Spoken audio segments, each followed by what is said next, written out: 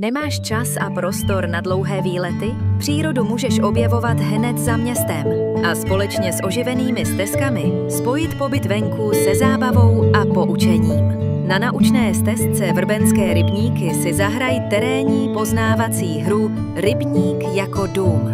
Stačí kliknout na www.krasec.cz a vytisknout si herní kartu. S její pomocí vyluštíte kód a otevřete schránku s pokladem, která se nachází u restaurace Bergamo.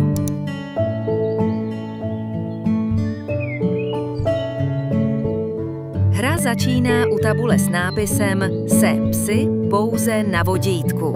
Vrbenské rybníky jsou významnou ptačí oblastí, na které hnízdí 80 druhů vodních ptáků.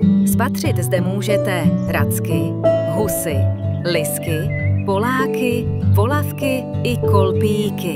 Ve starých dubech na hrázích se ukrývají netopýři a v příbřežní vegetaci různé druhy motýlů.